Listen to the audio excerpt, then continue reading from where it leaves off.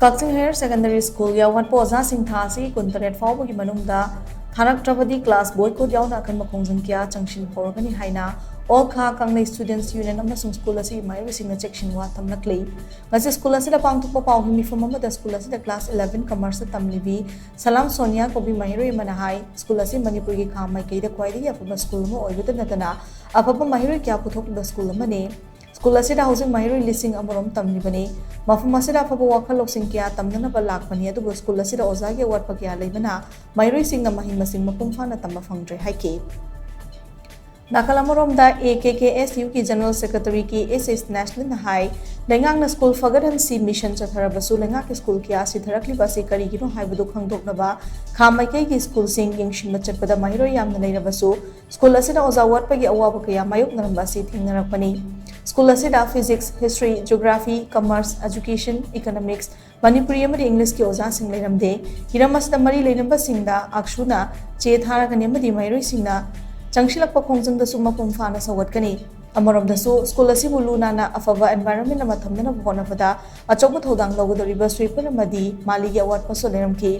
Masjid asdatana school asigi laboratory amasung library asigi matamga chunaba oidre laboratory habasi maheiroi singbu hena mapum phaba loksing pigadoribani amadi library na maheiroi singbu larik paba amadi nainamagi hainabi semga sagatpada mateng pangadoribani Hiram masida solenga ko di mari lain pa authority na ahian mamiging changbina na ba pung chinchinjari haina magna makata na phongdok lakhe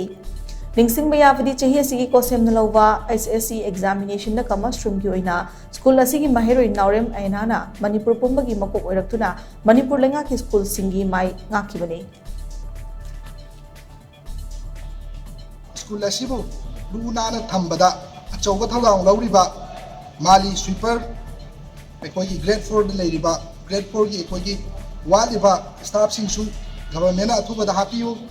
amadi School asida hojik leiriba library school gi library ba laboratory hojik leiriba mo asidi matam ga chuna draba outdated oiba mo amada leiramne sisu government na athuba matam da mieng sangbiduna leiriba library amadi lab sing sibu matam ga chuna ba mo da sengat pinaba kasi press ki kuthangda government gi authority singda gi puning chingjari Akwai lenga ki school ama waina akwai je khamai kai ji da students kwai da gi yang school ama ne akwai school je aduda larik tamjagi ena la iba akwai maheiroi akwai je hauji oja gi awatpa leibana akwai larik tamba da mahi tamba da yamna problem ore aduna mari leina authority singna mityeng changbiduna tang kuntare chibogi manungda wati boja sing je thabirakta taraga di akwai tang kun mapan sidagi